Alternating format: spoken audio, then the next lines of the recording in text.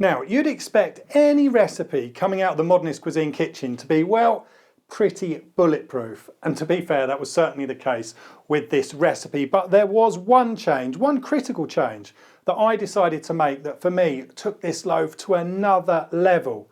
Now, I've made a few minor recipe tweaks just to suit my schedule and the temperature in my kitchen, but essentially the recipe is the same as Modernist Cuisines, which, by the way, is pure genius. Now, we're going to get on and discuss the critical tweak I made just a little bit later. Right, so my kitchen was an average of 22 degrees throughout this baking process. And just remember, you may need to adjust times depending on your working temperature. So first up, we're going to add 301 grams of water and 17 grams of espresso to our mixing bowl. In goes 8 grams of salt, followed by a quick stir. Now this bowl is going to get set to one side, and in my second mixing bowl, I'm adding 345 grams of strong white bread flour and 34 grams of cocoa powder. This flour mix gets blended until the cocoa powder is well distributed and I can't see any clumps.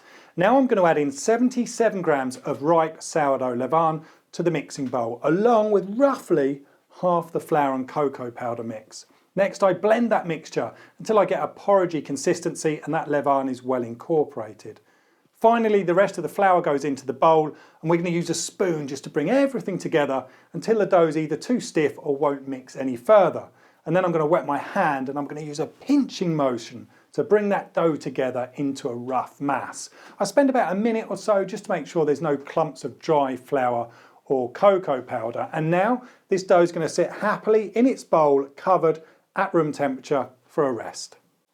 Right, so after 30 minutes, the dough gets turned out onto my work surface and we're just going to give it a quick knead just to make sure that the ingredients are really well mixed. Don't worry about trying to develop any strength in the dough. That's going to happen naturally over the long fermentation period.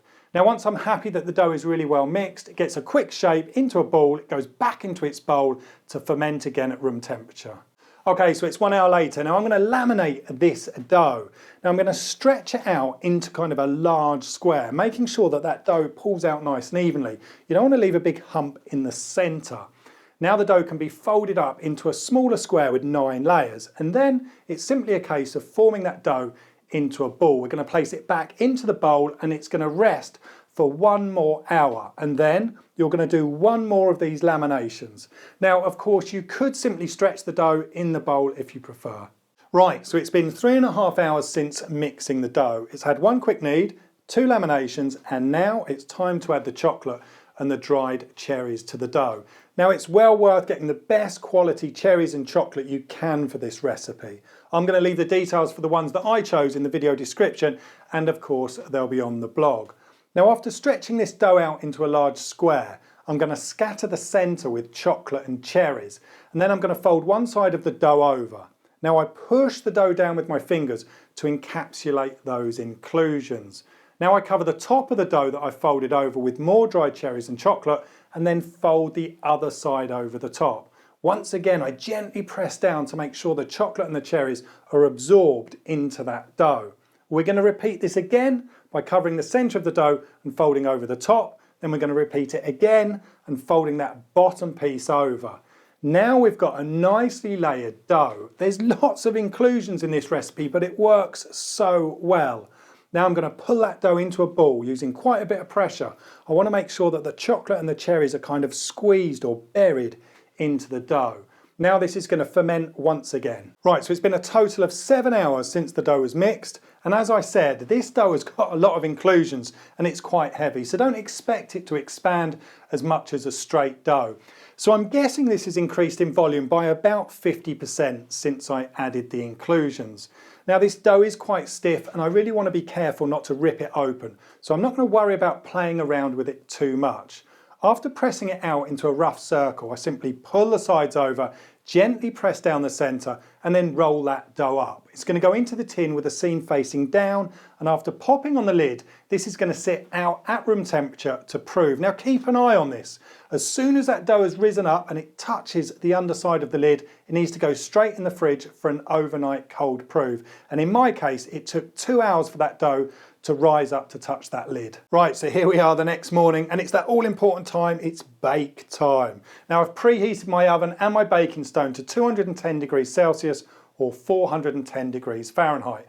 I place an upturned baking tray on the stone to protect the bottom of the loaf, and then I slide the tin in. Now I bake this loaf for 50 minutes until the internal temperature hit 95 degrees Celsius or 203 degrees Fahrenheit. Now when it comes out of the oven, it's important to remove it from the tin immediately and then leave it to cool on a wire rack. Wow, that's super moist.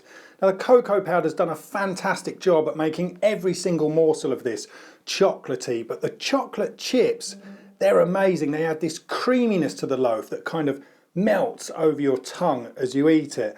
And the coffee's there. It's not prominent, but it's kind of in the background, tying all of the different flavours together. And of course our baking tin has protected the outside of this loaf as it's baked. It's created this crispy kind of crackly crust that shatters as you eat it. It adds an amazing texture. So the original recipe instructs you to prove the dough in a basket or to make rolls. So during baking, the outside of the dough is exposed. Now I followed this method the first few times I baked this, and while that crumb is amazing, the crust just didn't quite work for me.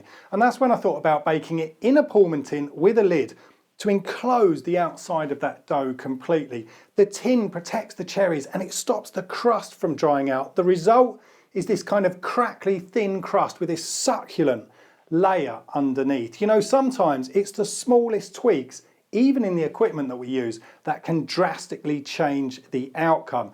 And that's why it's good to experiment and try new ideas. Now I've linked Modernist Cuisines recipe below. Give both baking methods a go and see which one you prefer. A huge thank you for watching. I'll see you again very soon. Stay tuned.